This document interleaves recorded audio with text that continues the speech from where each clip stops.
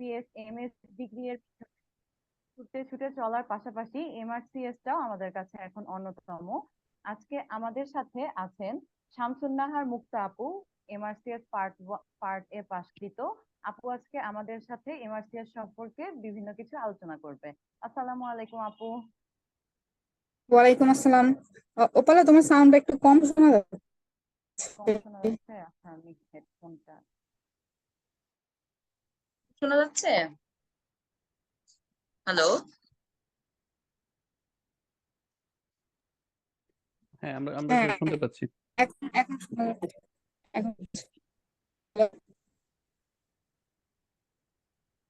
এখন শোনা যাচ্ছে, এখন সাউন্ড ক্লিয়ারলি আসতেছে। ঠিক আছে। আপু আজকে আমাদেরকে এমআরসিএস সম্পর্কে অনেক কিছু সাজেশন দিবে। আসসালামু আলাইকুম আপু, ভালো আছেন? এই তো আলহামদুলিল্লাহ ভালো। তোমরা দুজন কেমন আছো? জি আলহামদুলিল্লাহ আপু, ভালো আছি। আপু, এমআরসিএস ডিগ্রিটা আসলে কি?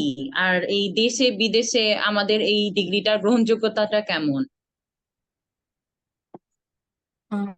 এমআরসিএস মূলত রয়্যাল কলেজের একটা মেম্বারশিপ এক্সাম, যেটা হচ্ছে বেসিক্যালি সার্জারির জন্য। যেরকম মেডিসিনের জন্য যেটা আছে সেটাকে হচ্ছে এমআরসিপি বলে, আর গাইনির জন্য আছে এমআরসিওজি, ইমার্জেন্সি মেডিসিনের জন্য আছে হচ্ছে এমআরসিইএম, এরকম সাইকিয়াট্রির জন্য আছে, পেডিয়াট্রিক্স এর জন্য আছে, আর এমআরসিএস ইনটি নামেও আছে। তো রয়্যাল কলেজে বিভিন্ন ব্রাঞ্চের এরকম কিছু ডিগ্রি আছে, মেম্বারশিপ এক্সাম বেসিক্যালি।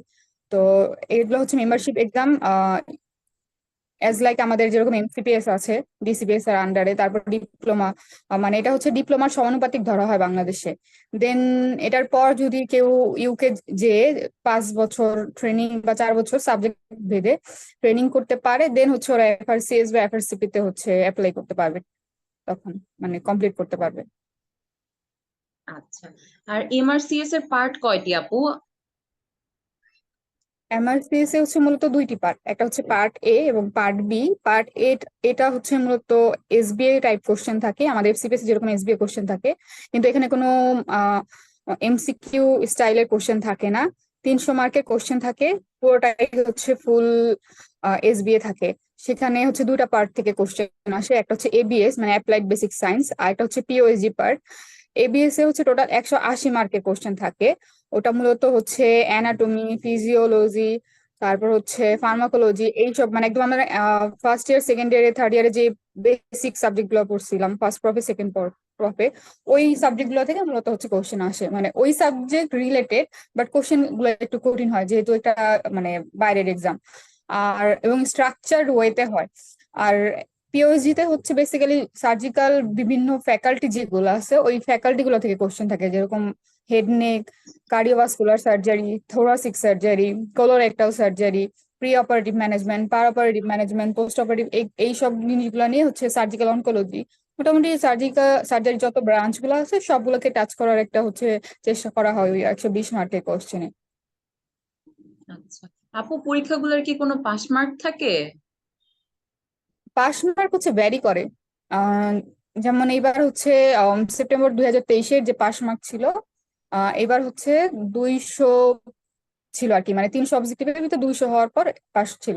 দেন এর আগে সেপ্টেম্বর 23-এর আগে যে এক্সামটা ছিল, গত এক্সামটা মানে এপ্রিল বা এপ্রিল 23 বা মে 23 যেটাকে আমরা বলে থাকি, ওটাতে হচ্ছে ছিল 193 pass mark, 300 out of 300। And এর আগেরটাতে জানুয়ারিতে ছিল হচ্ছে 199 খুব সম্ভবত। সেপ্টেম্বর 22-এ ছিল হচ্ছে, আমার এক্স্যাক্টলি মনে নাই, খুব সম্ভবত হচ্ছে 205 ছিল। না সরি, আমি একটু উল্টায় ফেলছি। সেপ্টেম্বর 22-এ ছিল হচ্ছে 205, আর জানুয়ারি 2023-এ ছিল হচ্ছে 199, মানে আউট অফ 300। আচ্ছা, মানে সব মোটামুটি পরীক্ষা এটা কি ভ্যারি দেশ? করে 65 to 75 এই রেঞ্জে আচ্ছা পার্সেন্ট। আপু, সব পরীক্ষায় কি দেশ থেকে দেওয়া যায় না আবার বাইরে যেও পরীক্ষা দিতে হয়? পার্ট পার্ট টু, এটা পার্ট হচ্ছে ওয়ান, আমরা দেশে দিতে পারবো, পার্ট এটা দেশে দিতে পারবো। আমাদের দেশে হচ্ছে এক্সাম আগে যখন আমরা এক্সাম বুকিং দেই, যেরকম প্রতিটা এক্সামের 3 থেকে 4 মাস আগে হচ্ছে এক্সামের জন্য সেন্টার ওপেন হয়, তখন হচ্ছে আমরা বুকিং দিয়ে ফেলি। মানে হচ্ছে এমআরসিএস এর দুইটা হচ্ছে অপশন থাকে, একটা হচ্ছে এমআরসিএস রিজিওনাল মানে যেটা হচ্ছে ইউকে ভিত্তিক এক্সাম, আর একটা হচ্ছে ইন্টারন্যাশনাল মানে হচ্ছে ইন্টারন্যাশনালি আপনি যে কোনো জায়গায় এক্সাম দিতে পারবেন, যেরকম বাংলাদেশ, ইন্ডিয়া, নেপাল, আম, আশেপাশে যে দেশগুলো যেসব জায়গায় হচ্ছে সেন্টার হয় মূলত। তো যখন পরীক্ষার 25 থেকে 20 দিন আগে পিয়ারসন ভিউ থেকে একটা লিঙ্ক দিবে, ওদের ওইখানে আইডি খুলে দেন ওইখানে হচ্ছে সেন্টার বুকিং দিতে হয়। অনেক সময় হচ্ছে বাংলাদেশের সেন্টার পেতে ঝামেলা হয়, পরে আবার আরসিএস পিয়ারসন ভিউ কে ইমেল করতে হয়, দেন ওরা হচ্ছে আবার নতুন করে সেন্টার খুলে তারপর হচ্ছে বাংলাদেশে মানে পার্ট এটা মূলত আম, যদি খুব বেশি একটা ঝামেলা না হয় বাংলাদেশেই দেওয়া যায়। এবং পার্ট বিটা হচ্ছে বাংলাদেশে সেন্টার নাই আনফরচুনেটলি, এটা হচ্ছে আমাদের বাংলাদেশের বাইরে যেয়ে দিতে হয়। আমাদের পাশের দেশ ইন্ডিয়াতে অনেকগুলো সেন্টার আছে, কেরালাতে, কলকাতাতে, দিল্লিতে, তারপর পাঞ্জাবে আছে খুব সম্ভবত। আর হচ্ছে মিডল ইস্টের সবগুলো কান্ট্রিতেই মোটামুটি সেন্টার আছে, পাকিস্তানে আছে, মালয়েশিয়াতে কুয়ালালামপুরে আছে, এগুলোতে আছে। চাইলে ওগুলাতে দেওয়া যায় একটু, কারণ বাইরে বাইরে শুধু ঝামেলা ধন্যবাদ হচ্ছে আপু। একটু ট্রান্সপোর্ট খরচ বেশি। জি, বলো নেক্সট আর কোশ্চেন। কারা কারা এই পরীক্ষাগুলো দিতে পারবে এবং eligible হবে পরীক্ষা দিতে? যারা হচ্ছে এমবিবিএস পাশ করছে, মূলত যাদের কাছে একটা এমবিবিএস ঢাকা ভার্সিটির ভ্যালিড সার্টিফিকেট আছে, তারা সবাই হচ্ছে পরীক্ষা দিতে পারবে। আমি নিজেই হচ্ছে ইন্টার্নশিপের সময় হচ্ছে ফর্ম ফিল আপ করেছিলাম। মানে ঢাকা ভার্সিটির সার্টিফিকেট যথেষ্ট, ওটা থাকলে এক্সাম দিতে পারবা। আচ্ছা আপু, এক্সাম ফি কত পড়ে পার্ট এ পার্ট বি এর জন্য? আর এতে হচ্ছে আগে ছিল খুব সম্ভবত 550 পাউন্ড, পরে হচ্ছে গত বছর ওইটা বাড়ায় হচ্ছে 578 পাউন্ড করা হয়েছে। আর হচ্ছে পার্ট বি তে হচ্ছে 1047 পাউন্ড। এখন এটা পাউন্ডের রেটের উপর একটু ওঠানামা করে, যখন একটু ডলার বা পাউন্ডের রেট বেড়ে যায় তখন তো এক্সাম ফি একটু বেশি থাকে। এখন একটু কম আছে মোটামুটি, দেখা যাবে একটু ইলেকশনের পরে আবার হয়তো বেড়ে যেতে পারে। মাঝখানে ইউক্রেনের ঝামেলার সময় একটু ডলার পাউন্ডের রেট বেশি ছিল আসলে। সব ধরনের ক্রাইসিসেই ডলার পাউন্ডের রেট বেড়ে যায়, সো আলটিমেটলি এক্সামের ফিও বেড়ে যায়। এটা একটা ঝামেলা মোটামুটি। আচ্ছা আপু, কবে কবে পরীক্ষা দেওয়া যায়? পরীক্ষার সেশন কয়টা হয় বছরে? পরীক্ষা হচ্ছে মূলত 3টা সেশন আছে, জানুয়ারিতে দেওয়া যায়। আর হচ্ছে আগে এপ্রিল বলে একটা সেশন ছিল, যেটা এখন হচ্ছে মেতে হয় ম্যাক্সিমাম টাইমেই। মানে এপ্রিল অথবা মে একটা সেশন দিতে পারো, আর হচ্ছে সেপ্টেম্বর সেপ্টেম্বর একটা সেশন।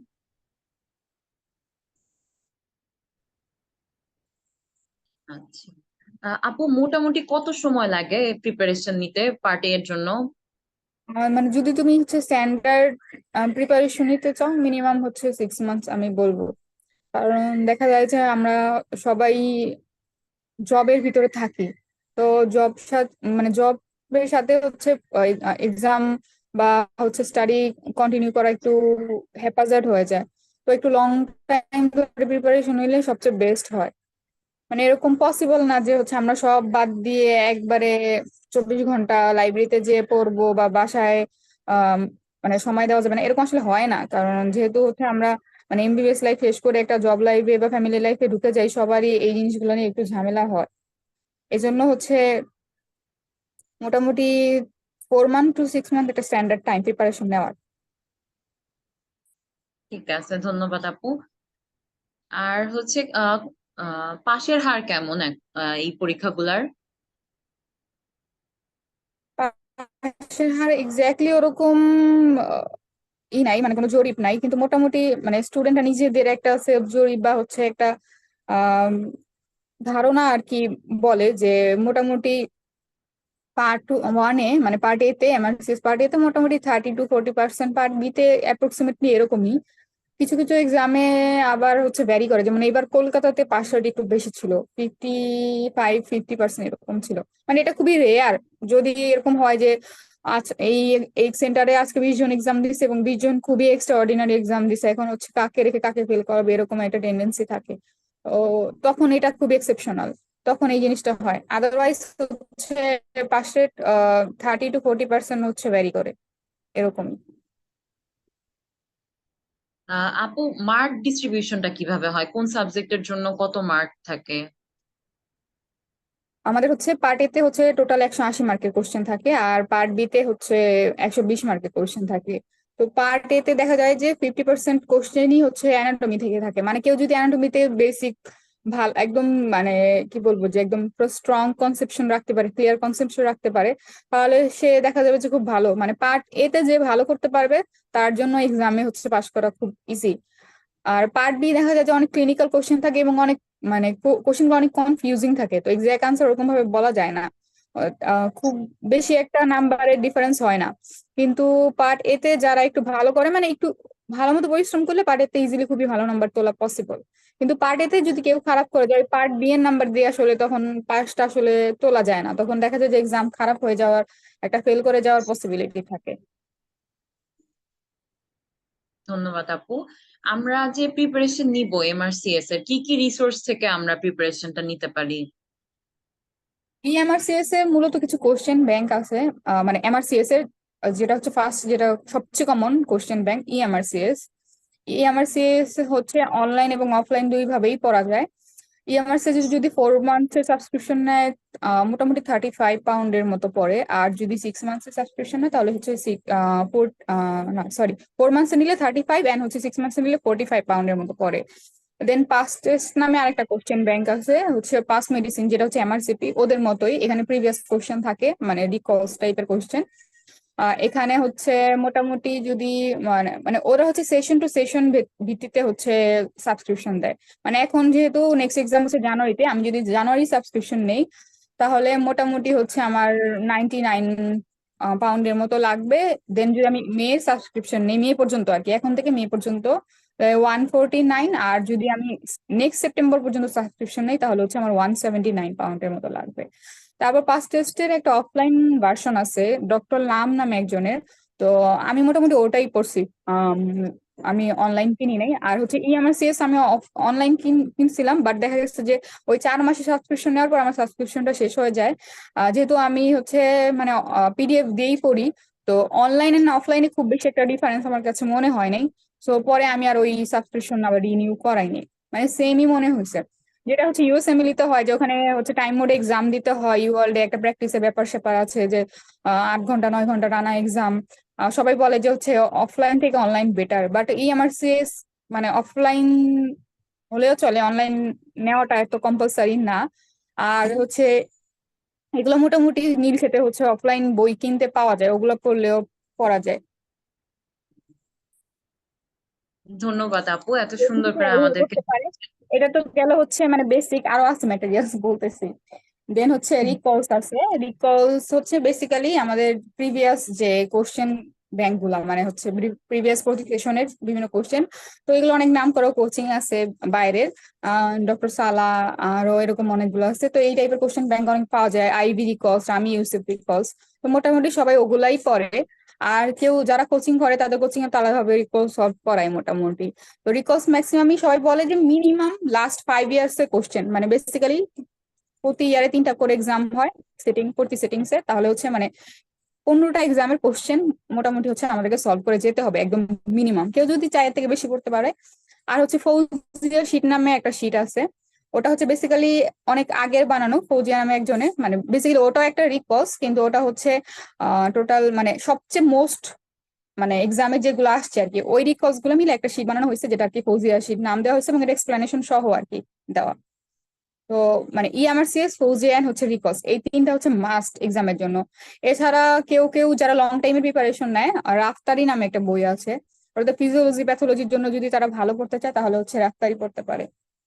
এটা ভালো আর কি যারা লং টাইম প্রিপারেশন নেবে, কিন্তু শর্ট টাইম প্রিপারেশন নিয়ে রাফতারি অ্যাভয়েড করা উচিত। আর হচ্ছে নিটার নিটার পড়তে পারে অ্যানাটমি ছবির জন্য, বা গুগল দেখতে পারে। আর যদি কোনো কিছু নিয়ে কনফিউশন থাকে তো ইউটিউব আর গুগল আছে, এটা তো ফ্রি, মানে যে কোনো সময় যে কোনো টপিক সার্চ দিলে ভালো বোঝা যায়।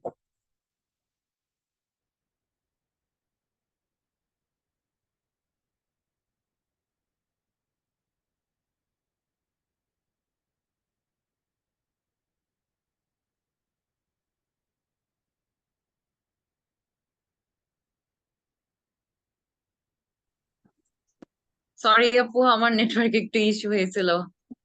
বুঝতে পেরেছি, সমস্যা নেই, নেটওয়ার্ক এখন একটু ঝামেলা, মানে যে নেটওয়ার্ক ঝামেলা করতেছিল প্রথমে। আচ্ছা, আপু কেউ যদি এমবিবিএস লাইফ থেকে প্রিপারেশন নিতে চায় তাহলে তার কি কি করতে হবে? এমবিবিএস লাইফ থেকে আসলে অত আর্লি প্রিপারেশন নেওয়ার দরকার নাই। আমি যেটা বলবো যে ইন্টার্নশিপের সময় যদি কেউ প্রিপারেশন নিতে চায় এনাফ। এমআরসিপি এমআরসি যেটাই দিক না কেন, ইন্টার্নশিপের সময় প্রিপারেশন নিলে খুব একটা লম্বা টাইম পাওয়া যায়, ইন্টার্নশিপ শেষ হওয়ার সাথে সাথে আর্লি এক্সাম হচ্ছে দিয়ে দিতে পারবে। মানে যেহেতু খুবই মানে খুব বেশি না পার্ট, যেমন এমআরসিপি তে 3টা পার্ট, এমআরসিএস 2টা পার্ট। তো ইন্টার্নশিপের আগে যদি ফুল ইন্টার্নশিপ সময় যদি ফুল একটা প্রিপারেশন নিয়ে যায়, সাথে সাথে যদি পার্ট এ দিয়ে দেয়, দেন হচ্ছে এরপরে একটা প্রিপারেশন নিয়ে 6 থেকে 7 মাস প্রিপারেশন নিয়ে পার্ট বি দিয়ে দেওয়া পসিবল। তো মানে ইউএসএমএল এর মতো থার্ড ইয়ার ফোর্থ ইয়ার থেকে এত লং টাইম প্রিপারেশনে খুব বেশি দরকার হয় না। আর বেসিক্যালি যারা হচ্ছে শুরু থেকে একটু বেসিক ক্লিয়ার করে পড়ে, তাদের জন্য হচ্ছে এক্সাম গুলো ক্র্যাক করা বেশি ইজি। অ্যানাটমি, ফিজিওলজি, প্যাথোলজি এগুলোতে যাদের একটু ক্লিয়ার কনসেপশন আছে। ধন্যবাদ আপু। আপু সিট বুকিং প্রসিডিওরটা কিরকম হয় পার্ট এ পার্ট বি এর জন্য? আমাদের হচ্ছে রয়্যাল কলেজ 4টা আছে, একটা হচ্ছে royal college of England, royal college of Edinburgh, Glasgow and হচ্ছে আয়ারল্যান্ড, টোটাল 4টা। তো এই 4টা আবার হচ্ছে একটা ডিসিপ্লিনারি বডি আছে যে মানে রয়্যাল কলেজের একটা যৌথ। ওই কলেজ হচ্ছে বেসিক্যালি দেখা যায় যে এক্সামের, যদি সাপোজ জানুয়ারিতে এক্সাম হয় তাহলে হচ্ছে যেরকম জানুয়ারির এক্সাম বুকিং অলরেডি অক্টোবরের 20 তারিখ পর্যন্ত লাস্ট ডেট ছিল, শেষ হয়ে গেছে। তো এর মধ্যে হচ্ছে এক্সাম বুকিং দিয়ে দিতে হয়েছে। আর যদি মেতে এক্সাম হয় মানে যা একটা এক্সাম শেষ হইলে ওটা রেজাল্টের পর পরই হচ্ছে 7 দিন টাইম এক্সটেন্ড করে, মানে যারা খারাপ করে ওরা যাতে রিঅ্যাপিয়ার করতে পারে ওদের জন্য। তো ওই জানুয়ারির ভিতরেই রেজাল্ট দেওয়ার জানুয়ারির কিছুদিনের ভিতরে 1 সপ্তাহ পরে হচ্ছে এক্সাম বুকিং ক্যান্সেল মানে অফ হয়ে যায়। এর মধ্যে দিয়ে দিতে হয়। প্রথমত হচ্ছে আরসিএস মানে তুমি যেই রয়্যাল কলেজের আন্ডার এক্সাম দিতে যাও ওখানে যে তোমাকে হচ্ছে করতে হবে, অ্যাকাউন্ট খুলতে হবে আগে থেকে। তারপর হচ্ছে তুমি যে হচ্ছে এক্সাম বুকিং দিতে পারবা।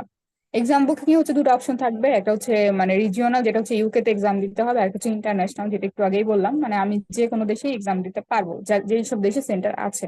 কিন্তু তখন আমি কোনো কান্ট্রি হচ্ছে সিলেক্ট করতে পারবো না। তো তুমি এক্সাম বুকিং দিয়ে ফেলবা, বাট তুমি এক্সামটা কোন জায়গায় দিছো এটা হচ্ছে বুকিং দেওয়া হয়নি। তো তোমার এখান থেকে টাকা কেটে যাবে। তারপর হচ্ছে এক্সামের 1 মাস আগে বা 20-25 দিন আগে পিয়ারসন ভিউ নামে একটা ওয়েবসাইট আছে। যেরকম হচ্ছে ইউএসএমএল এর এক্সাম সম্ভবত হচ্ছে ব্রিটিশ কাউন্সিল নেয়, আমি যতদূর জানি, if I am not wrong. আগে এমআরসিওজি এর এক্সাম হচ্ছে ব্রিটিশ কাউন্সিল নিত, খুব সম্ভবত এখনো নেয়। বাট হচ্ছে এটা একটা চুক্তি ভিত্তিক আর কি, যখন পিয়ারসন ভিউ এর সাথে কিছুদিনের রয়্যাল কলেজের হচ্ছে চুক্তি আছে, তো ওরাই এখন এক্সাম নিতেছে।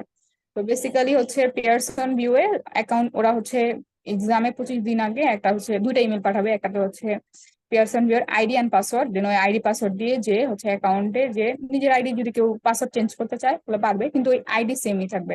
দেন হচ্ছে ওরা একটা টাইম বা ডেট দিবে যে সাপোজ হচ্ছে ওরা 15 তারিখে বললো যে আমি 20 তারিখে হচ্ছে সেন্টার বুকিং দিব। তো ওই 20 তারিখে একটা টাইম বলবে যে দুপুর 12টা, তখন ওই দুপুর 12টা থেকেই হচ্ছে এক্সাম বুকিং চালু হয়ে যাবে। তখন হচ্ছে যত দ্রুত অ্যাজ আর্লি অ্যাজ পসিবল হচ্ছে সেন্টার বুকিং দিয়ে ফেলতে হবে। তাহলে দেখা যায় যে অনেকেই হচ্ছে সেন্টার মোটামুটি পায় না, এইটা একটা ঝামেলা হয়। Sorry, আমি বলবো। মানে পিয়ারসন ভিউ এর সিট বুকিংটা একটা ওয়ার্ল্ড ওয়ার 3 টাইপের মতো অবস্থা মোটামুটি। প্রতিবারই দেখা যায় যে কিছু কিছু পাবলিক অনেক ঝামেলায় পড়ে। আর সবগুলো সেন্টার হুম। ভালো না, কিছু সেন্টারে আবার ব্যাড রেপুটেশন আছে যে এক্সাম ক্যান্সেল হয়ে যায়, রেজাল্ট উইথহেল্ড হয়ে যায়। আহ লাস্ট 1 বছর ধরে তো অনেক ঝামেলাই চলতেছে মোটামুটি, কারণ এটা একটা অনলাইনে এক্সাম। মানে তুমি সাপোজ এক্সাম, যেমন আমার হচ্ছে ডট কম নামে, এবার আমি যেখানে এক্সাম দিছি সেটা হচ্ছে ডট কম নামে একটা সেন্টার, এটা হচ্ছে বাংলা মোটরের ওইখানে। তো আমরা হচ্ছে ওই সেন্টারে 10 জন এক্সামিনী ছিল। তো এক্সাম দিতে দিতে কি হয়েছে যে মানে আমরা 10 জনের ভিতরে 9 জন এক্সাম শুরু করতে পারছিলাম, আমার সামনে একজন সে হচ্ছে এক্সাম শুরু করতে পারে নাই, তার লগ ইন হইতেছিল না। মানে আমাদের অলমোস্ট পার্ট এর শেষ 3 ঘন্টার যে এক্সামটা, মানে পার্ট এ তেও দিন সে মিস করে গেছি। পার্ট এর 180 মার্কের যে এক্সামটা ওটা হচ্ছে শেষ হইতে মানে 180 মিনিট লাগে, মানে প্রতিটা কোশ্চেনের জন্য 1 মিনিট, বেসিক্যালি 3 ঘন্টা। তার মাঝখানে 1 ঘন্টা একটা ব্রেক থাকে। আর পার্ট বি এর হচ্ছে 120 মার্কের এক্সাম, ওটার জন্য হচ্ছে 120 মিনিট থাকে। মোটামুটি হচ্ছে 6 ঘন্টার একটা হচ্ছে টাইম স্পেন্ড নিয়ে হচ্ছে এক্সাম হয়।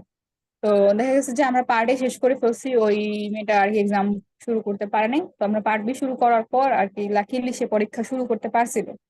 ইন কেস যদি সে পরীক্ষা না শুরু করতে পারতো তাহলে হয়তো ওর এক্সাম ক্যান্সেল হয়ে যেত, অথবা রিশিডিউল হতো, অথবা তাকে রিফান্ডিং এর কথা বলতো যে টাকা ফেরত নিয়ে নেন, এরকম এরকম হয়। এই সেন্টারে, যে সেন্টারে আমি বুকিং দিছিলাম, এই সেন্টারেই গত জানুয়ারিতে হচ্ছে 10 জন এক্সাম দিছিল, 9 জনের রেজাল্ট উইথহোল্ড হয়ে গেছিল। মানে কি কারণে হয়েছে স্পেসিফিক ভাবে তার নিজেরাও জানে না। আর হচ্ছে একজনের রেজাল্ট আসছিল, উনি পাস করছিল।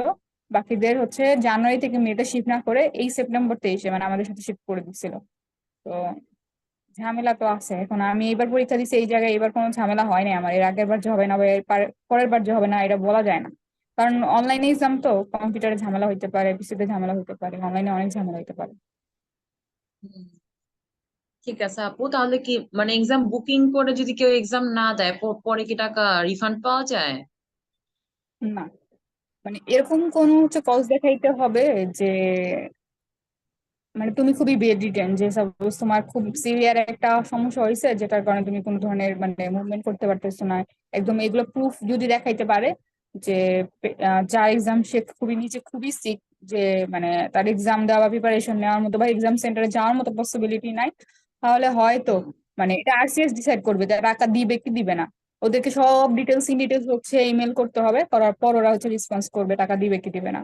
হ্যাঁ হ্যাঁ, দেখা গেল যে হয়তো এক্সাম ক্যান্সেল করে দিচ্ছে কিন্তু টাকা দেয় নাই, এটা খুবই রেয়ার। মানে দেয় না আসলে, আরসিএস হচ্ছে খুব মানে একদম লজিক্যাল কারণ ছাড়া খুব কম মানুষকে রিফান্ড করে। ইন কেস যদি না ওদের ঝামেলা হয়, যাদের হচ্ছে এক্সাম ক্যান্সেল হয়ে যায় ওদের কারণে, ওদের ত্রুটির কারণে, বা এক্সাম হচ্ছে চলতে চলতে হ্যাং হয়ে যায়, ওরা হয় রিফান্ড করে দেয়, মানে দুটো অপশন দেয়, রিফান্ড করে দিবে অথবা হচ্ছে রিশিডিউল করে দিবে। কিন্তু নিজের কোনো কারণে যে আমি প্রিপারেশন নিতে পারতেছি না অপটিমাম, বা আমি হচ্ছে সিক, বা আমার ফ্যামিলি কেউ সিক, আমার বাবা মারা গেছে বা মা মারা গেছে, কেউ অসুস্থ আছে, যে আমি এক্সাম দিতে পারবো না, ওরা এটা হচ্ছে জাস্টিফাই করে না।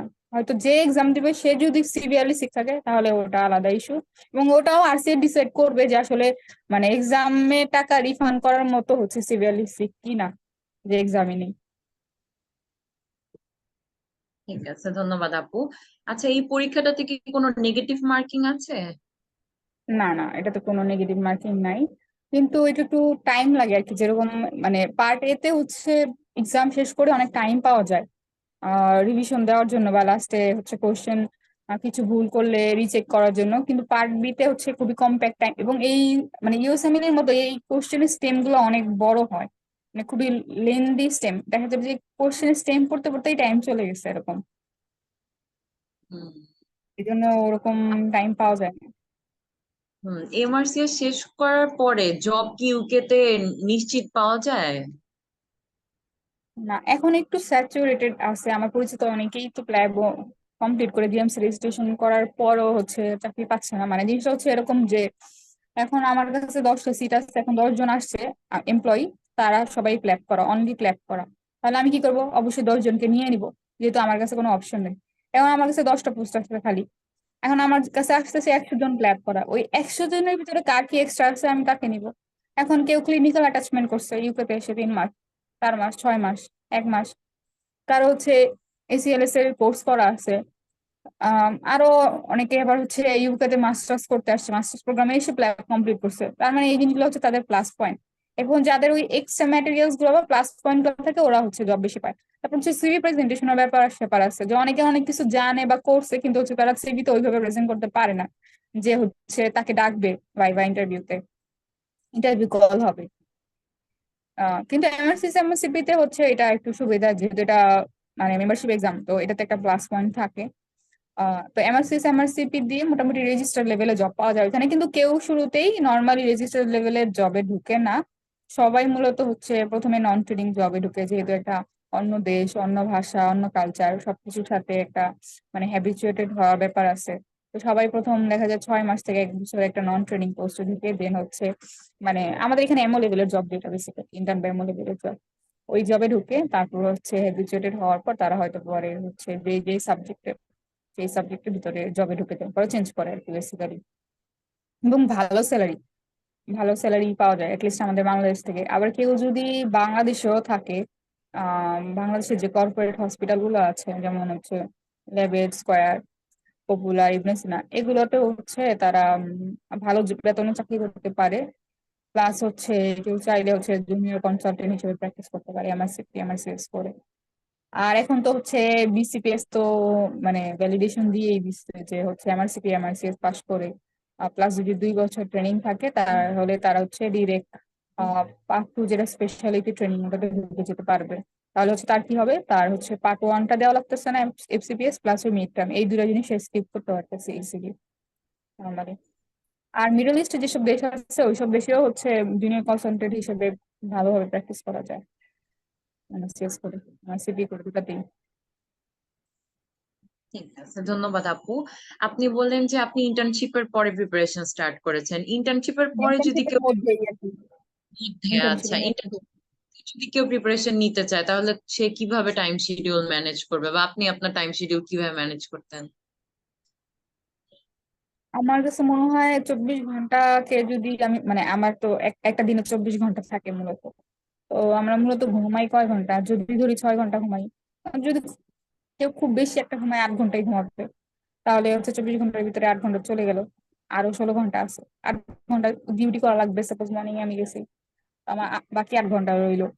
তো 8 ঘন্টার ভিতরে ঘুম খাওয়া দাওয়া গোসল মিলে যদি 2 ঘন্টা আমি ইউজ করি, তাহলে আরো 6 ঘন্টা রইলো। একটা কেউ 6 ঘন্টা প্রতিদিন পড়তে হবে না আমার শেষ জন্য, যদি কেউ টানা 6 মাস পরে মোটামুটি 4 থেকে 5 ঘন্টা যদি পড়ে তার জন্যই না। আমার কাছে মনে হয় আসলে আমাদের অনেক টাইম হাতে, কিন্তু আমরা আসলে ইউটিলাইজ করতে পারি না। যদি আমরা ইউটিলাইজ করতে পারি এই অল্প সময়ের ভিতরেও অনেক কিছু করা পসিবল, চাইলেই মানে ইচ্ছা ইচ্ছা দরকার আর উপায় দরকার। ধন্যবাদ আপু। কারণ সামনে যারা এমআরসিএস পরীক্ষা দিবে পার্ট এ, তাদের জন্য যদি আপনি কোনো সাজেশন দিতেন। আমি মানে যারা এবার জানুয়ারিতে তো এক্সাম আছে, খুব বেশি সময় নেই, মানে মাঝখানে তো শুধু ডিসেম্বর আছে।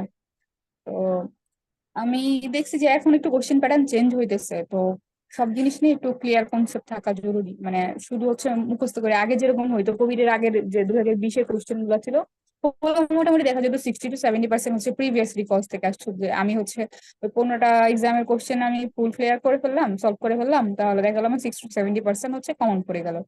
তারপর হচ্ছে 60 to 70% যদি কেউ পারে, তো বাকি 30% থেকে যদি কিছু হয়ে যায় তাহলে তার পাস হয়ে যায় এরকম।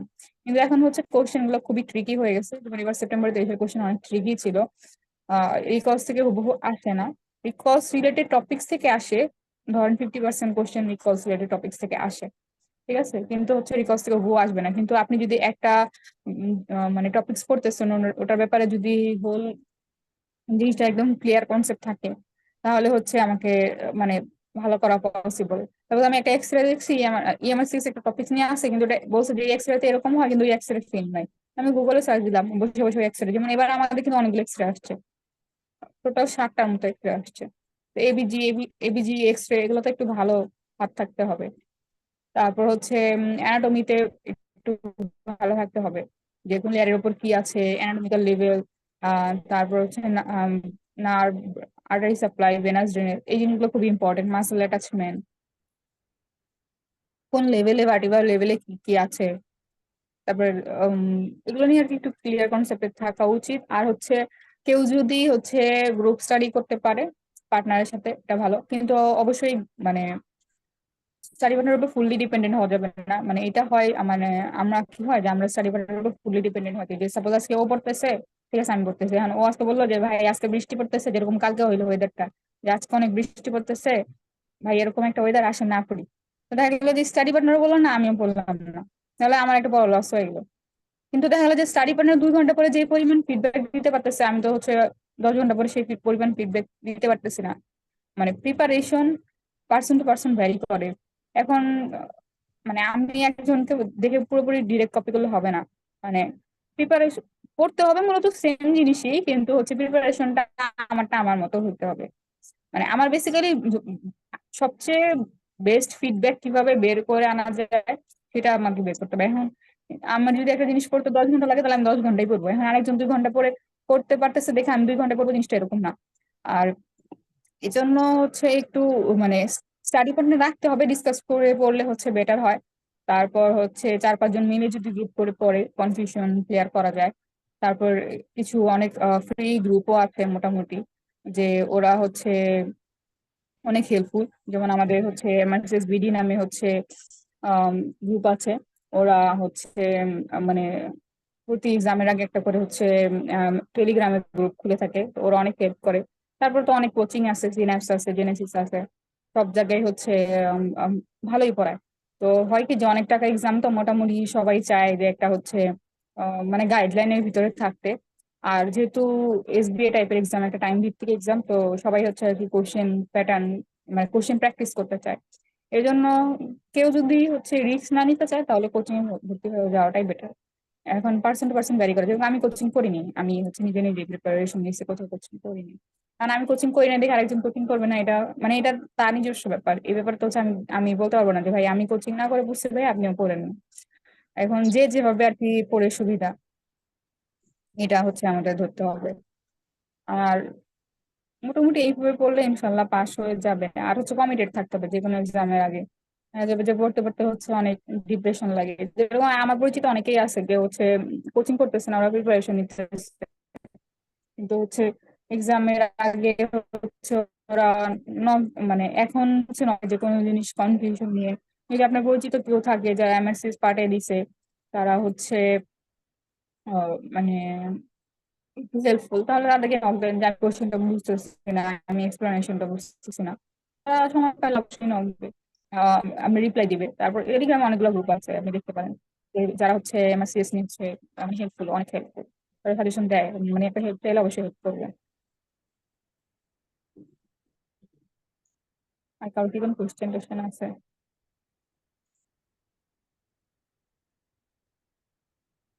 ধন্যবাদ আপু এত সুন্দর করে আমাদের সাথে সবকিছু আলোচনা করার জন্য।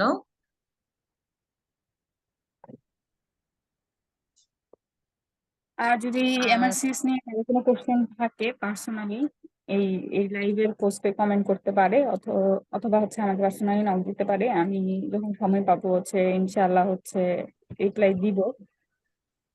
আর কেউ যদি বাইরে যাওয়ার জন্য সেটেল থাকে, তার অবশ্যই আমি বলবো প্ল্যাব না দিয়ে এমএসসি দেওয়াটাই হচ্ছে বেটার। কিন্তু আলটিমেটলি যেহেতু ক্যারিয়ার করতেই হবে, পরে দেখা যায় যে প্ল্যাব দেওয়ার পর ট্রেনিং কোর্সের আগেই এমএসসি কমপ্লিট করতে হবে। তো বেটার আগে থেকে যদি কেউ কমপ্লিট করে তাহলে আমার প্ল্যাবটা স্কিপ করা যায়, মানে ডাবল ঝামেলা হচ্ছে না। এই জন্য আমি বেসিক্যালি এমএসসি। আর যদি কেউ দেশের বাইরে নাও চাইতে চায়, যারা এমএস কোর্সে আছে বা এফসিবিএস কোর্সে আছে, মানে জিনিসটা কি যে হচ্ছে পেশেন্ট পার্টি, মানে আমাদের বাংলাদেশের মানুষ তো হচ্ছে একটু চেম্বার আসলে বলে না ডাক্তার একটা বিদেশি ডিগ্রি আছে না, ডাক্তার কি একটা বিদেশি ডিগ্রি আছে, মানে এরকম জিজ্ঞেস করে ডাক্তার কি বিদেশ থেকে ডিগ্রি নিয়ে আসছে। তো এটা হচ্ছে জাস্ট স্পেশাল একটা জিনিস, মানে বাংলাদেশে থাকলেও এমএসসি এমএসসি দেওয়া যাবে। অনেকে এমএসএফসিপিএস এর পরে হচ্ছে কোর্সে ঢোকার পর এক্সাম দেয়, অনেক সিনিয়রে আছে দিচ্ছেন। তো আস্তে আস্তে প্রিপারেশন নিয়ে হচ্ছে পাস করা যাবে ইনশাল্লাহ। তারা যেহেতু কোর্সে টোর্সে আছে, তারা একটু লং টাইম নিয়ে প্রিপারেশন নিতে পারে, 6 মাস মিনিমাম প্রিপারেশন নিলে পাস হয়ে যাবে। আর যেহেতু একটা কোর্সে আছে, একটা চান্স পাইছে, তাদের তো হচ্ছে একটা লেভেল পর্যন্ত তাদের নলেজ আছে দেখেই চান্স পাইছে। জাস্ট একটু কোশ্চেন প্যাটার্ন।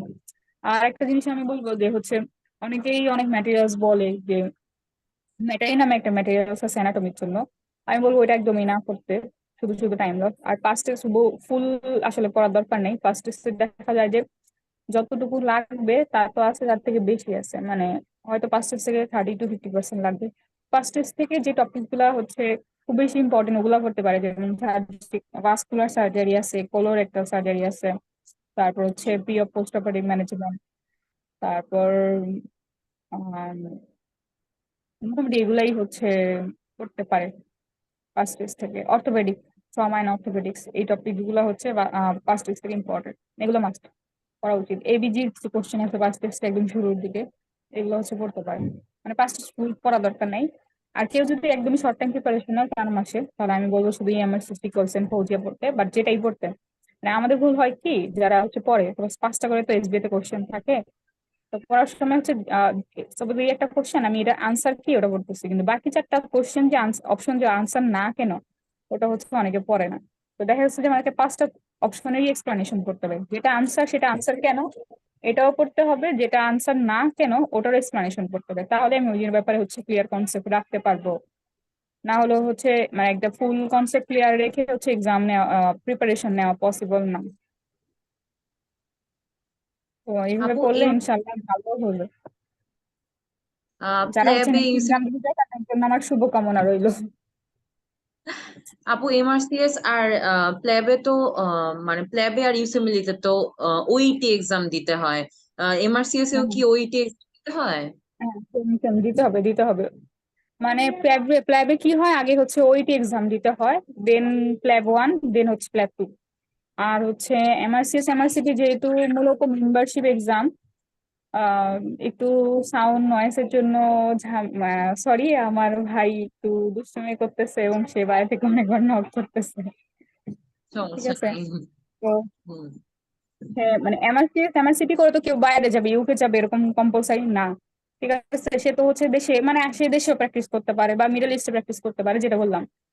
এটা তো আসলে ওই দেশের লাইসেন্স এক্সাম না, এটা হচ্ছে ওই দেশের ডিগ্রি, তাই না? এখন এটা ওই দেশে যেহেতু আপনি ডিগ্রি নিয়ে নিছেন অ্যাজ কম্পালসারি, ওরা হচ্ছে আপনাকে জিএমসি রেজিস্ট্রেশন মানে আহ, দিচ্ছে, যেহেতু আপনি ওদের দেশে একটা ডিগ্রি কমপ্লিট করে বলতেছেন। কিন্তু প্ল্যাব হচ্ছে ওই দেশের লাইসেন্স এক্সাম, তো প্ল্যাবের আগে কম্পালসারি হচ্ছে ওইটি দেওয়া, দেন প্ল্যাব 1 প্ল্যাব 2। বাট এমআরসিএস এমআরসিপির ক্ষেত্রে যদি ইন কেস কেউ ইউকে যাইতে চায়, ওই দেশে প্র্যাকটিস করতে চায়, জিএমসি রেজিস্ট্রেশন নিতে চায়, মানে জিএমসি হচ্ছে আমাদের বাংলাদেশের বিএমডিসির মতো আর কি, ওদের লাইসেন্স দেওয়ার যে ডিসিপ্লিনারি বডি, যেরকম ইউএসএ মিলে হচ্ছে ইউএসএ, তারপর নেপালে আছে হচ্ছে এনএমসিএল, এরকম ইন্ডিয়াতেও আছে। তো ওরা জিএমসি অ্যাপ্লাই করার আগে হচ্ছে ওইটি দিতে হবে যদি কেউ জিএমসি অ্যাপ্লাই করতে চায়, কিন্তু ওইটি মাস্ট দিতে হবে আলটিমেটলি, পরে দিতে হবে আর কি। যদি কেউ ঠিক আর কি আছে। ইউকেতে প্র্যাকটিস করতে চায়, বাংলাদেশে যারা আছে ওদের লাগবে না আর কি ওইটি দেওয়া। আচ্ছা, ঠিক আছে। ধন্যবাদ আপু আপনার মূল্যবান সময় থেকে আমাদের এতক্ষণ সময় দেওয়ার জন্য। আর কারো যদি প্রশ্ন থাকে তাহলে কমেন্ট বক্সে কোশ্চেন করবে, আপু উত্তর দিয়ে দিবে। আর হচ্ছে আপুকে পার্সোনালিও মেসেজ দিতে পারেন, আপু আপনাদেরকে উত্তর দিয়ে দিবে। ঠিক আছে আচ্ছা, আপু। যারা হচ্ছে প্রিপারেশন নিবে তাদের জন্য শুভকামনা রইলো, তোমাদেরকেও হচ্ছে শুভকামনা রইলো, আর তোমাদেরকে ধন্যবাদ তোমাদের এত গুরুত্বপূর্ণ সময় ব্যয় করার জন্য। আশা করি এই লাইভ থেকে বা এই ডিসকাশন থেকে কিছু হইলেও সবাই উপকৃত হবেন। আর যাদের কোনো কোশ্চেন থাকবে তারা হচ্ছে আমাকে পার্সোনালি নক দিতে পারেন, বা হচ্ছে এই লাইভের হচ্ছে কমেন্ট অপশনে কমেন্ট করে দিতে পারেন, আমি হচ্ছে ট্রাই করবো ইনশাআল্লাহ কমেন্ট মানে কমেন্ট রিপ্লাই দেওয়ার জন্য আমার সর্বোচ্চ চেষ্টা করে।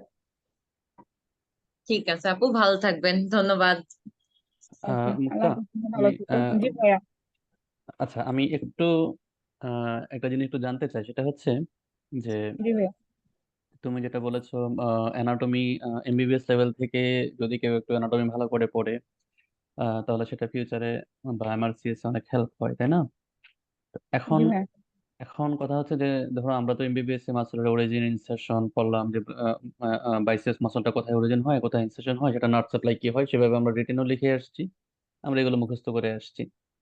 প্রশ্ন হুম। হচ্ছে যে এই এমআরসিএস এক্সামে আমি যদি বাইসেপস এর একটা প্রশ্ন আমি যদি একটা পাই, প্রশ্নটা আসলে কিভাবে পাওয়া যায়, যে কি এরকম জানতে চাই যে বাইসেপস মাসলের অরিজিন কোথায়, এটা একটা প্রশ্ন, হ্যাঁ হ্যাঁ, ইনসার্শন কোথায়, তো এটা এটা একটা প্রশ্ন, নাকি আসলে কিভাবে হয়? সার্জিক্যাল ফ্যাকাল্টির এক্সাম, তো এখানে হচ্ছে একদম সাপোজ বলবে যে আপনার মানে যদি আপার লিম্বের কথা বলি, আপার লিম্বের সবচেয়ে ইম্পর্টেন্ট কোশ্চেন হচ্ছে নার্ভ সাপ্লাই গুলা।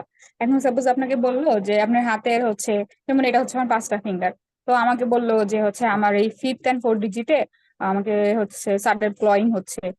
কারণ কি হয়েছে যে আমার হচ্ছে এই নার্ভ বরাবর মিডিয়ালি আমার হাতের রিস্ট জয়েন্টের এখানে একটা কাট ইনজুরি হয়েছে, বা একটা বুলেট ঢুকে গেছে, বা একটা অ্যাক্সিডেন্ট হয়েছে, কিছু একটা হতে ছিঁড়ে গেছে। এখন এক্স্যাক্টলি বলতে পারতেছে না যে কি ছিঁড়ে গেছে। এখন আপনাকে অপশন দেখে বুঝতে হবে যে আসলে এটা কি গেছে, মানে কোন নার্ভ ইনজুরি হয়েছে। এখন অবভিয়াসলি আমার বডির এই সাইডে তো হচ্ছে আমার আলনার নার্ভ থাকে, এখন অপশন দেখে বুঝতে হবে।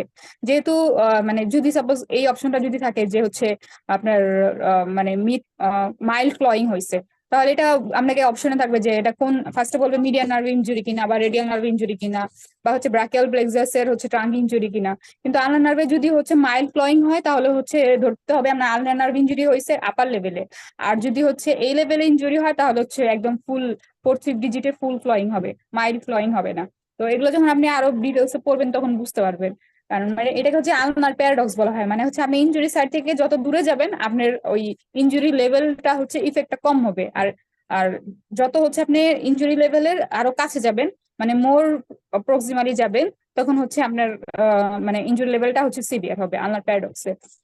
এরকম আসতে পারে, যেরকম হচ্ছে আপনার একটা কোশ্চেন আসলো যে আপনার পেশেন্টের একটা বুলেট খাইছে, মানে গুলি খাইছে একটা অ্যাক্সিডেন্টের ভিতরে, বা একটা এরকম ম্যাসিভ গোলাগুলি হয়েছে, পেশেন্টের tip of the nine costal কার্টিলেজে হচ্ছে তার আর হচ্ছে গুলি ঢুকে গেছে। এখন কোশ্চেন আসতে পারে যে tip of the nine costal কার্টিলেজে গেছে, তাহলে হচ্ছে পেশেন্টের কি ইনজুরি হওয়ার পসিবিলিটি থাকে। এখন এই tip of the nine costal কার্টিলেজে কিন্তু বলে যে ওই যে গল ব্লাডার থাকে, কিন্তু কোশ্চেন কিন্তু এত ইজিলি আসবে না। এখন টিপ অফ দা নাইনে কিন্তু অনেকগুলা হচ্ছে আমাদের নাইন কোস্টাল কার্টিলেজে কিন্তু অনেকগুলা হচ্ছে আমাদের স্ট্রাকচার থাকে। তো মোটামুটি আরো কিছু হিন্টস থাকবে যে ওই বরাবর যে টোটাল 7টা বা 8টা স্ট্রাকচার আছে কোনটা হওয়ার পসিবিলিটি বেশি। এরকম হইতে পারে যে বললো যে ওই কোশ্চেনটাই বললো যে টিপ অফ দা নাইনটা হচ্ছে সে গুলি খাইছে, ওই বরাবর হচ্ছে গুলিটা ভেদ করে গেছে, বাট সার্জন হচ্ছে পিছন থেকে হচ্ছে অপারেশন করছে। অপারেশন করে যে তার হচ্ছে কোন স্ট্রাকচারটা সবচেয়ে সুপারফিশিয়ালি পাইতে পারে, বা হচ্ছে কোন স্ট্রাকচারটা কোন নার্ভটা হচ্ছে ইনজুরি হইতে পারে। কিন্তু আমরা মোটামুটি এক্সামে কি পড়ছি যে আমরা কিন্তু একদম মানে আমাদের বডি অ্যান্টেরিয়র সাইড থেকে হচ্ছে tip of the nine costal কার্টিলেজে কি পাওয়া যায়। কিন্তু কোশ্চেনে যদি সাপোজ বলে যে সার্জন পিছন সাইড থেকে গেছে বা হচ্ছে ল্যাটারালি গেছে, tip of the nine costal কার্টিলেজে ল্যাটারালি গেছে, এখন এই চারপাশ থেকে হচ্ছে গেলে কোন অপশন গুলো আগে পড়বে, বা হচ্ছে কোন লেয়ার গুলো আগে পড়বে, কোন আর কোন আর্টারি সাপ্লাই গুলো আগে পড়বে, ভেনাস ড্রেনেজ আগে পড়বে, এভাবে যদি আমরা না পড়ি কোরিলেট করে, তাহলে কিন্তু আমরা পরীক্ষায় ওই যে একটা ট্রিকি কোন সাইড থেকে হচ্ছে সার্জন আপনাকে অপারেশন করবে, ওপেন করছে, এই জিনিসগুলো হচ্ছে খেয়াল করতে হবে। তো এক্সামে কি হয় যে রিকলসে পড়লো যে তারপর tip of the nine costal কার্টিলেজে যে বুলেট গেছে, তাহলে কি গেছে, গলব্লাডার গেছে। তো এক্সামে হচ্ছে এক্সামিনার কি করে যে ফুল মুখস্থ করে, তখন কি করে ওই যে গলব্লাডার দাগে আসে, কিন্তু ওই যে এক্সামে খেয়াল করে না। যদি খেয়াল না করে এখানে একটা ভুল হয়ে যাওয়ার পসিবিলিটি থাকে। তো হচ্ছে full body nerve supply artery supply এগুলো অনেক ইম্পর্টেন্ট, কিন্তু আপনাকে কোরিলেট করে পড়তে হবে। মানে অ্যানাটমি জিনিসটা হচ্ছে এরকম যে বেশি বেশি পিকচার দেখতে হবে, মুখস্থ তো করতে হবে অবশ্যই, কিন্তু হচ্ছে ভিজুয়ালাইজ করতে হবে। মানে নিটারের যে ছবিগুলো আছে, মানে মনে করেন যে আপনার চোখটা একটা হচ্ছে থ্রি ডি ভিজুয়ালাইজ মেশিন, আপনার বডিটা এরকম আছে যে হচ্ছে এত বেশি ছবি দেখতে হবে যে জিনিসটা মানে দেখে যাতে আপনি বুঝে ফেলতে পারেন যে কোশ্চেন আনসারটা হচ্ছে এরকম হবে। এবং কি পয়েন্ট গুলো ধরতে হবে কোশ্চেনের ভিতরে। মানে অনেক সময় দেখা যায় যে কি চাইছে কোশ্চেনে ওটাই হচ্ছে আমরা ধরতে পারি না। এক্সাম এই জন্যই আর কি এক্সামে হচ্ছে একই কোশ্চেন, মানে যেটা আমি একটু আগে বললাম যে এখন কিন্তু কোশ্চেন অনেক ট্রিকি হয়ে গেছে, সব কিন্তু রিকলস রিলেটেড টপিকস থেকেই আসবে, কিন্তু দেখা গেল কোশ্চেন এর আগে একটা ছিল, কিন্তু ওইটাই এখন একটু ট্রিকি করে ওয়ার্ডটা চেঞ্জ করে দিচ্ছে, তখন হচ্ছে এক্সামে হচ্ছে একটু আনসার করা টাফ হয়ে যায়। এই জন্য একটু ভালো মতো বুঝে ভালো মতো কোশ্চেনটা দেখে, মানে একদম কি বলে যে চোখ কান খোলা রেখে হচ্ছে এক্সামে আনসার করতে হবে, বুঝে একটু ক্লিয়ার কনসেপ্ট নিয়ে আনসার করতে হবে, যাতে ভুল কম হয়। আচ্ছা, এখন তুমি তুমি প্রথমে যে এক্সাম্পলটা দিয়েছিলে না, যে আনলার্ন নার্ভ, মিডিয়ান নার্ভের, ঠিক এই জিনিসটা তো আমাদের অ্যানাটমি বইতে আছে, রাইট? আমাদের আমাদের হম অ্যানাটমি বইতে আছে, যে অ্যানাটমি যে কোনো বইতেই আছে। এখন হম এই জিনিসটা মানে মানে আমরা যখন ইউএসএমএল তে এই জিনিসটা আমরা হচ্ছে যখন পড়ি, তখন এই মিডিয়ান নার্ভ বা আলনার নার্ভের প্রক্সিমালি কি হয়, ডিস্টালি কি হয়, এটা হম হচ্ছে আমরা আমরা এখানেও পড়ি। আমি একটা জিনিস একটু শেয়ার করতে চাই, যে আম, এই মাস্কুলোস্কেলেটাল সিস্টেমে হচ্ছে এটা আমাদের এখানে আমরা আমরা পড়ি। এখন কথা হচ্ছে, আমি আমি যে যে উদ্দেশ্যে শেয়ার করা সেটা হলো যে ইউএসএমএল তে আমরা পড়ি হচ্ছে এখানে আম, একভাবে। এখন এই কথাটা যদি একটা ফার্স্ট ইয়ারের ছেলে যে অ্যানাটমি পড়তেছে, আমি জাস্ট একটা পিকচারটা একটু দেখাই নিই। এই যে এটা হচ্ছে ব্রাকিয়াল প্লেক্সাসের ছবিগুলো, এবং এখানে আমরা কিছু ক্লিনিক্যাল কথাবার্তা পড়ি।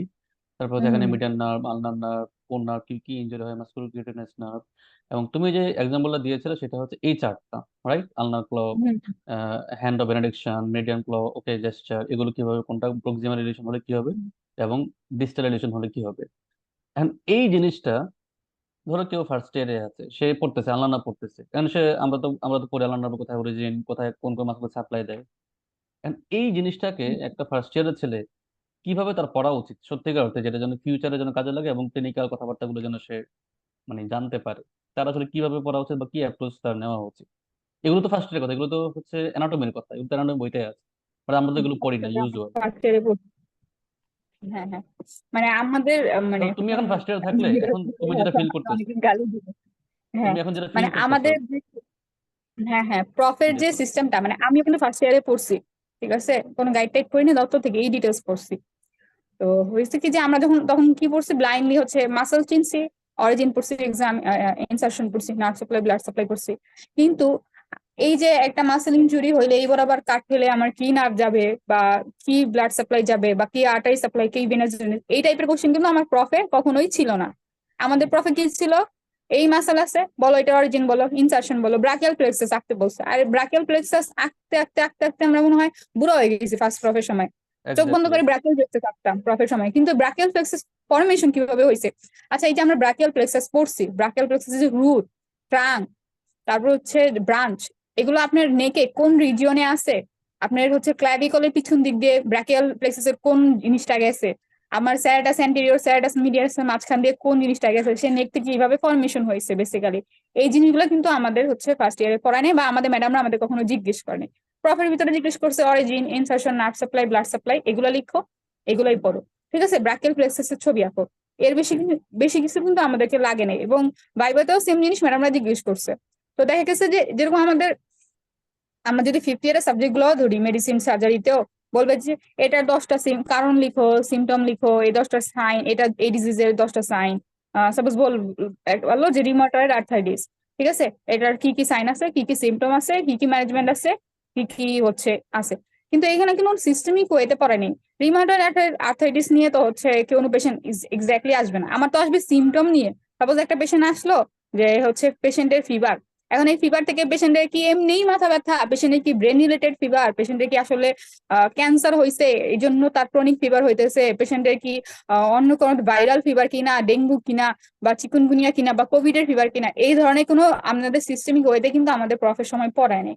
তো দেখা যায় যে আমরা যখন 5টা বছর শেষ হয়, প্রফ পাস করে ফেলি, তো তখন চোখের সামনে হচ্ছে আমরা ধোঁয়াশা দেখি, আমরা আসলে বুঝি না। বিশেষ করে যখন বাইরের দেশে এক্সাম গুলো দেওয়া যায়, দিতে বসতে গেলে আসলে আমাদের যে গ্যাপ গুলা বা ল্যাকিংস গুলা অনেক বেশি একদম ভিজুয়ালাইজ হয়ে যায়, যে আমরা যেভাবে পড়ছি আসলে ওভাবে কিন্তু মানে বাইরের দেশে পড়ায় না। এবং আমাদের হচ্ছে আমার একটা ফ্রেন্ডের সাথে ওদিন কথা বলতেছিলাম যে আমি ওদিন একটা লাইভেও দেখছিলাম যে একটা ভাইয়া বলতেছিলেন যে আমাদের এখানে মেডিসিনে যারা পড়ে ডেভিডসন পড়াইতে হয়। ডেভিডসন আমি নিজেও পড়ছি ফিফথ ইয়ারে, কিন্তু এখন যদি আপনি আমার ডেভিডসন থেকে কিছু জিজ্ঞেস করেন, বেসিক্যালি আমার কিছু মনে নাই, সত্যি কথা। কারণ ওটা তো আমি তো আমার পেশেন্টের বেড সাইডে ওটা অ্যাপ্লাই করিনি, আমার কেন মনে থাকবে। কারণ আমি যেই জিনিসটা অ্যাপ্লাই করতেছি আমার পেশেন্টের উপরে, ওই জিনিসটা আমার মনে থাকবে। এবং বাইরের কিছু ফ্রেন্ডের সাথে কথা বলার পর বলো যে আমরা তো ডেভিডসন পড়ি না, ওদের দেশে তো বেসিক্যালি হচ্ছে প্রোটোকল চলে, যে ওরা একদম পেশেন্টের সামনে প্রোটোকল খুলে দেখে দেখে বসে বসে ট্রিটমেন্ট দেয়। ডেভিডসন তো বসে বসে কেউ খুলে খুলে ট্রিটমেন্ট দেয় না। আমাদের এক্সামে যদি কেউ এফসিপিএস দিতে চায় তাহলে তার তো ডেভিডসন যদি কেউ মুখস্থ না করে এফসিপিএস এক্সাম দিতে যায় তাহলে এটা পাপ, তাকে হচ্ছে কি বলবো যে ঘোর পাপই বলা যায়। এফসিপিএস তো ডেভিডসন ছাড়া পাস হবে না। কিন্তু আমার কাছে মনে হয় যে বেলি লাভ ডেভিডসন থেকে একটা মোর স্ট্রাকচার বই, ওখানে অনেক ধরনের ম্যানেজমেন্ট আছে, প্রি অপারেটিভ পোস্ট অপারেটিভ বিভিন্ন, এখন এই 28 এডিশনে তো অনেক ভালো ভালো আপডেট, ভালো ভালো টপিকস অ্যাড হচ্ছে। আমার কাছে মনে হয় যে আমাদের পড়ার সিস্টেমেই হচ্ছে কিছুটা চেঞ্জ আছে। এইখানে আমাদের যারা টিউটোরিয়াল টিচার আছে তারা একটা ভালো ভূমিকা পালন করতে পারে আমাদের স্টুডেন্টদেরকে একটা স্ট্রাকচার ওয়েতে পড়ার জন্য, মোটিভেট করার জন্য। একদম শুরু থেকেই যদি কনসেপ্ট ক্লিয়ার করে পড়ে, আমরা শুধু জাস্ট গদ বাঁধা মুখস্থ করছি কিন্তু এটার সাথে আমাদের কোনো কোরিলেশন নাই, ক্লিনিক্যালি কোনো কোরিলেশন নাই। এই জন্যই হচ্ছে আমাদের এক্সাম গুলো পরবর্তীতে যখন আমরা বিদেশি বাইরে এক্সাম দিতে যাই, ইউএসএমএলই বলেন, ল্যাব বলেন, এমআরসিপি বলেন, এমআরসিএস বলেন, এএমসি বলেন, সব দিক দিয়ে আমরা আমাদের ল্যাকিংস গুলো হচ্ছে বুঝতে পারি। কিন্তু এই সব ক্ষেত্রে দেখা যায় যে আমাদের আশেপাশে প্রতিবেশী দেশের স্টুডেন্ট গুলা, হ্যাঁ, ওদের কনসেপ্ট আমাদের থেকে একটু বেটার বলবো। কিন্তু আপনি যদি মিডল ইস্টের কান্ট্রি গুলো ধরেন, ইজিপ্ট, এরা হচ্ছে খুবই ভালো, এরা এদের হচ্ছে স্টুডেন্ট লেভেল থেকে ওইভাবে ক্লিয়ার করে পড়ানো হয়। এবং ইউকে স্টুডেন্টদের যদি আপনি ধরেন, ওরা কিন্তু, হ্যাঁ, ওরা ওরা পেশেন্ট কম হ্যান্ডেল করে, ওরা ওরা হচ্ছে পেশেন্টের গায়ে ওরকম হাত দিতে পারে না। ওরা হচ্ছে সার্জারির সব প্রসিডিউর হচ্ছে পেশেন্টের বডিতে না করে ওরা হচ্ছে ডামিতে করে। কিন্তু ওরা যতটুকু পড়ে ওরা একদম পেশেন্ট ভিত্তিক, যে এটার জন্য এটা লাগবে, ওরা এইভাবে পড়ে। আমাদের মতো ওরাও মুখস্থ করে কিন্তু ওরকম গদ বাঁধা মুখস্থ করে না, যেটা আসলে কোনো হচ্ছে ক্লিনিক্যাল অ্যাপ্লিকেশন নাই। এখন আমি একটা জিনিস জাস্ট পড়তেছি, আমার যদি সেই জিনিসে ক্লিনিক্যাল অ্যাপ্লিকেশন না না লাগে, তাহলে আমি তো ভালো ক্লিনিশিয়ান হইতে পারবো না। এটা হচ্ছে বলবো যে এটা আমাদের একটা ফল্ট, এডুকেশন সিস্টেমের fault. Okay, thank you very much Mukta. আমি জাস্ট একটা জিনিস বলে এখান থেকে আমরা সুইচ করবো, সেটা হলো যে আম, দত্ত দত্তের অ্যানাটমি এবং বিডি চৌরাশি অ্যানাটমি বা অন্যান্য যে অ্যানাটমি বইগুলো আছে, সেই বইগুলোতে প্রতিটা টপিক্স এর পরে খুব সম্ভবত কিছু ক্লিনিক্যাল পয়েন্ট নোট হিসেবে থাকে, ক্লিনিক্যাল পয়েন্ট থাকে। আমি জি বলবো ভাইয়া। ফার্স্ট ইয়ার সেকেন্ড ইয়ারে যারা আছে ওরা যদি পসিবল হয় আনলার্নার পড়ার পরে আনলার্নার ক্লিনিক্যাল যে পয়েন্টটা আছে বা নোটটা আছে ওই নোটটা যেন একটু পড়ে, তাহলে তার একটু ভালো লাগবে, ইন্টারেস্ট গ্রো করবে যে ও আচ্ছা আমরা তো পড়ছি কিন্তু জিনিসটা তো আসলে ক্লিনিক্যালি পেশেন্টরা এইভাবে আসে ডাক্তারদের কাছে। আর লাস্ট হচ্ছে আমি রেদওয়ান স্যারের একটা কথা বলে আমরা আমাদের প্রোগ্রামটা শেষ করবো এখানে। যেহেতু রেদওয়ান স্যারকে আল্লাহ তালা নিয়ে গেছেন, স্যারকে আমরা অনেক স্মরণ করি, আল্লাহ তালা স্যারকে জান্নাত দান করুক। তো স্যার একটা কথা বলতেন, মানে মুক্তা যেটা বললো যে আমরা ভালো ক্লিনিশিয়ান হতে পারি না কারণ আমরা সবকিছু মুখস্থ করি গদবাদা, আমরা আন্ডারলাইন কজ আমরা জানি না, আন্ডারলাইন মেকানিজম আমরা জানি না। রেদওয়ান স্যার একটা ক্লাসে একটা কথা বলেছিলেন যে আম, যারা হচ্ছে মানে ভালো ক্লিনিশিয়ান না, মানে যারা হচ্ছে মেকানিজম জানে না, কনসেপ্ট জানে না, তারা হচ্ছে মানে সিমটমে ট্রিটমেন্ট করে। যেমন আমরা জানি যে এসএলই পেশেন্টের বহু কিছু হয়, তাই না? এসএলই তো একটা একটা একটা ডিজিজ, এবং সেই একটা ডিজিজের প্রেজেন্টেশন হয় অনেক রকমের। তার হচ্ছে জি এই ভাইয়া। যে এই ডিজিজ, এই যে এটা হলো এসএলই এর প্রেজেন্টেশন গুলো। যে পেশেন্টের আর্থ্রাইটিস হয়, সেরোসাইটিস হয়, এনিমিয়া হবে, লিউকোপেনিয়া হবে, থ্রম্বোসাইটোপেনিয়া হবে, আলসার হবে, রেনাল প্রবলেম হবে, ফটোসেন্সিটিভিটি হবে। তো স্যার একটা কথা বলছিলেন যে আহ, মানে গুড ক্লিনিশিয়ানরা তারা এসএলই ট্রিটমেন্ট করে। আর যারা হচ্ছে মানে গদবাঁধা ক্লিনিশিয়ান, তারা পেশেন্ট আসলে পেশেন্টের তো এই এসএলই পেশেন্টের তো ফিভারও হয়, যেহেতু ক্রনিক ইনফ্লামেশন হয়, ফিভার হবে। সে দেখা যাবে এখানে ফিভারের জন্য ট্রিটমেন্ট দিবে, সে হচ্ছে সিজারের ট্রিটমেন্ট দিবে, সে সাইকোসিসের ট্রিটমেন্ট দিবে, সে ফটোসেন্সিটিভের জন্য সে কোনো ট্রিটমেন্ট দিবে, সে হচ্ছে আলসারের ট্রিটমেন্ট দিবে, সে এনিমিয়া ট্রিটমেন্ট দিবে, সে হচ্ছে জয়েন্ট পেইনের জন্য ট্রিটমেন্ট দিবে। কিন্তু এসএলই ট্রিটমেন্ট দিবে, সেই জি ভাইয়া। সিমটমের ট্রিটমেন্ট দিবে। কিন্তু আমি যে এসএলই ট্রিটমেন্ট করলে যে সবগুলো ভালো হয়ে যাবে, সে এটার সে ট্রিটমেন্ট দিতে পারবে না, কারণ সে তো সিমটমের ট্রিটমেন্ট করতেছে। তো আমরা দেখা যায় এটা আমাদের সিস্টেমের অবশ্যই ফল্ট যে আমরা এমন ভাবে পড়ি যে আমরা সিমটোমেটিক ম্যানেজমেন্ট দেই, আমরা কিন্তু কোনো ডায়াগনস্টিক ম্যানেজমেন্ট বা ডায়াগনোসিস করে সেইটার একটা ম্যানেজমেন্ট দিলে এই সবগুলো ভালো হয়ে যায়। আমি যদি শুধু এসএলই ম্যানেজ করি তাহলে সবগুলো অটোমেটিক্যালি ভালো হয়ে যায়, কিন্তু আমি যদি সবগুলোকে ট্রিট করি তাহলে একটাও ভালো হবে না। তো এই জন্য স্যার বললেন যে যেসব প্রেসক্রিপশনে ড্রাগের হুম। সংখ্যা বেশি, যে ডিজিজ আছে একটা কিন্তু তার ড্রাগ হচ্ছে 10টা, বুঝতে হবে ওই ডাক্তারের অবস্থা খারাপ। কিন্তু অনেক পেশেন্ট তো নিজেরা থাকে, যাদের ডায়াবেটিস থাকে, প্রেশার থাকে, হাইপার কোলেস্টেরোলেমিয়া, অনেক কিছু থাকে, হার্ট ফেলিওর থাকে, নার্ভাস, ওদের তো ড্রাগ এমনিতে বেশি হবে, এটা স্বাভাবিক। কিন্তু তার ডিজিজ আছে একটা এসএলই, আমার ড্রাগের সংখ্যা হলো 15টা, তোমার বুঝতে হবে ডাক্তারের অবস্থা খারাপ। এবং এটা আমাদের অনেকেরই হচ্ছে, এটা আমাদের আমাদের সিস্টেমের দুর্বলতা। তো যাই হোক, আমি আজকে মুক্তাকে স্পেশাল থ্যাঙ্কস জানাই, আমাদের অপলাকেও থ্যাঙ্কস জানাই যে আমরা একটা ভালো একটা সেশন নিতে পেরেছি, মুক্তা সময় দিয়েছে। আর আম, এবং আমি আশা করবো যে এখন থেকে যারা সেশনটা দেখেছেন বা যারা রেকর্ড থেকে দেখবেন আমাদের পেজ থেকে, তারা হচ্ছে অনেক হেল্প পাবেন। এবং যেহেতু মুক্তা বলেছে যে ওইটি সামনে লাগবেই, এমআরসিএস এ ওইটি লাগে, তো আমরা আমাদের প্ল্যান আছে ওইটি নিয়ে একটা একটা এক্সটেন্সিভ একটা সেশন নেওয়ার জন্য। সবাইকে আমি স্পেশাল থ্যাঙ্কস জানাচ্ছি যারা ছিলেন, যারা দেখেছেন এবং যারা সামনে দেখবেন। এবং আমাদের গ্রুপে, ডিমার্স মেডিকেল একাডেমি গ্রুপে আপনারা অনেক কিছু পেয়ে যাবেন ইনশাল্লাহ, ফিউচার একাডেমিক গাইডলাইন রিলেটেড। আপনার সামনে এমআরসিপি বা অন্যান্য আরো গাইডলাইন নিয়ে আমরা সেশন করবো। তো সবাইকে থ্যাঙ্ক জানিয়ে আজকে মতো এখানেই বিদায় নিচ্ছি। আল্লাহ হাফেজ। থ্যাংক ইউ ভাইয়া, আসসালামু আলাইকুম। আপনাদেরকে হচ্ছে মানে আমাকে এখানে কথা বলার জন্য, সুযোগ করে দেওয়ার জন্য। আম, ইনশাল্লাহ ইন ফিউচারে যদি কোনো হেল্প লাগে আমি ইনশাল্লাহ করবো। ওকে, ইনশাল্লাহ। Okay, thank you Mukta, thank you very much. আসসালামু আলাইকুম। ওকে ভাইয়া, আসসালামু আলাইকুম। কি লিভ নিবো? হ্যাঁ, হ্যাঁ। Thank you.